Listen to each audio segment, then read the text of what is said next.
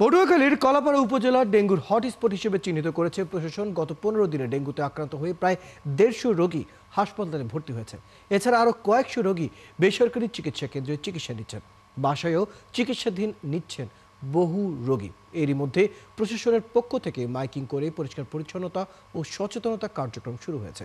উপজেলা স্বাস্থ্য প্রশাসক বলছেন, চিকিৎসক সংকটের কারণে রোগীদের ঠিকঠাক সেবা দেওয়া যাচ্ছে না।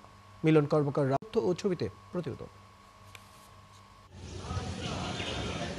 অক্টোবর মাসের 15 অক্টোবর পর্যন্ত 160 জনের বেশি ডেঙ্গু রোগী ভর্তি হন কলাপাড়া উপজেলা স্বাস্থ্য কমপ্লেক্সে। হাসপাতালে 5 বেডের বিপরীতে রোগী ভর্তি আছে 20 জন।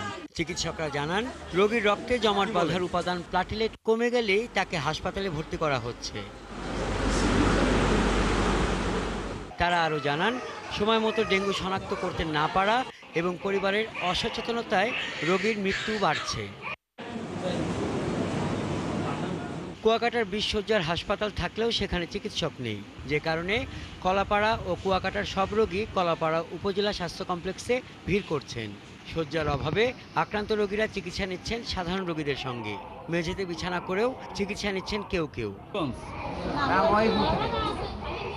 রোগীরা জানান, প্রথমে জ্বর ও মাথা ব্যথার উপসর্গ নিয়ে তারা চিকিৎসকের কাছে আসেন।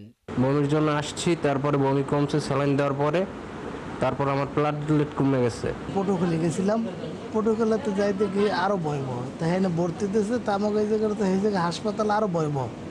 তো ওই জায়গাতে বলছি আমার বাড়ির দ্বারে হাসপাতাল ভালো, তো এই জায়গায় ভর্তি নিলাম। আর রোগীর স্বজনরা জানান, হাসপাতালে ডাক্তারদের সবসময় পাওয়া যায় না, ওষুধের বেশিরভাগই আনতে হয় বাইরে থেকে। ডেঙ্গুর সমস্যা, গা ব্যথা বেশি, জ্বর বেশি, মাথা ব্যথা বেশি।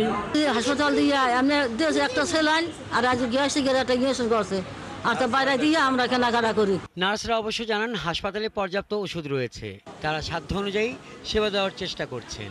বর্তমানে ডেঙ্গুর চাপটা বেশি হওয়ার কারণে আমাদের যে যারা নার্স আছেন এদের কি চিকিৎসা দেওয়ার জন্য আমরা হিমশিম খাচ্ছি। কলাপাড়া উপজেলা হাসপাতালের স্বাস্থ্য ও পরিবার পরিকল্পনা কর্মকর্তা বলেন, এই মুহূর্তে চিকিৎসক সংকট থাকায় তারা রোগীদের ঠিকঠাক সেবা দিতে পারছেন না। হটস্পট হচ্ছে মহিপুরের রোগী সবচেয়ে বেশি, এবং আমাদের এখানে ওষুধের কোনো সংকট নেই, কিন্তু সচেতনতার অভাব আছে। আমার কাছে যেটা মনে হচ্ছে, ইউনো মহোদয়ের নেতৃত্বে আমরা কালকে কিন্তু সব জায়গায় সচেতনতামূলক কার্যক্রম সম্পন্ন করেছি। আর উপজেলা নির্বাহী কর্মকর্তা বলেন, জরুরি ভিত্তিতে কলাপাড়া ও কুয়াকাটা হাসপাতালে চিকিৎসক দেওয়ার জন্য জানানো হয়েছে। আমরা ম্যাসিভ আকারে আমাদের পরিষ্কার পরিচ্ছন্নতা, যেখানে ডেঙ্গুর আসলে হট জোনগুলো যেগুলো আছে সেগুলো আইডেন্টিফাই করে সেখানে পরিষ্কার পরিচ্ছন্নতা সহকারে লার্ভিসাইড দিয়ে আমরা লার্ভা ধ্বংসের কার্যক্রম শুরু করেছি।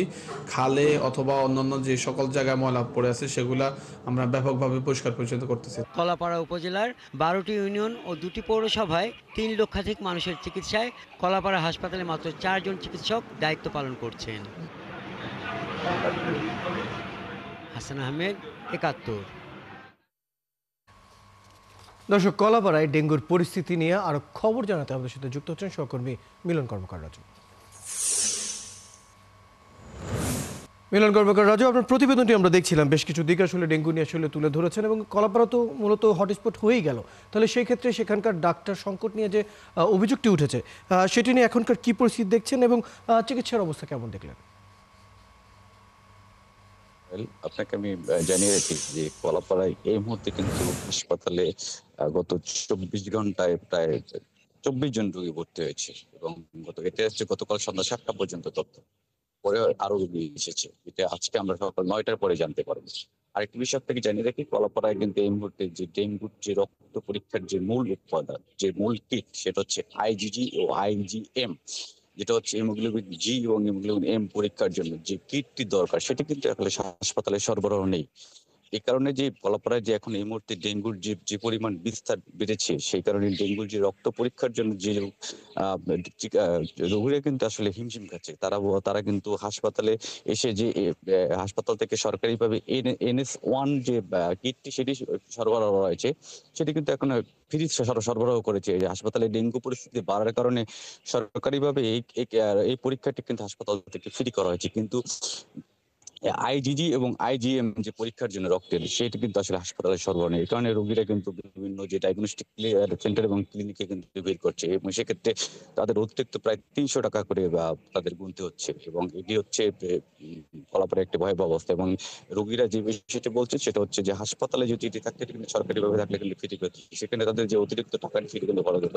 আর বর্তমান পরিস্থিতি কিন্তু আসলে ক্রমশই খারাপ হচ্ছে। যে আপনি জানেন যে ফলাফলে কিন্তু ইতিমধ্যে ৩ জন ডেঙ্গু আক্রান্ত হয়ে মারা গেছে। এর মধ্যে বরিশালে ২ জন এবং কলাপাড়ায় ১ জন। এবং প্রতিদিনই কলাপাড়া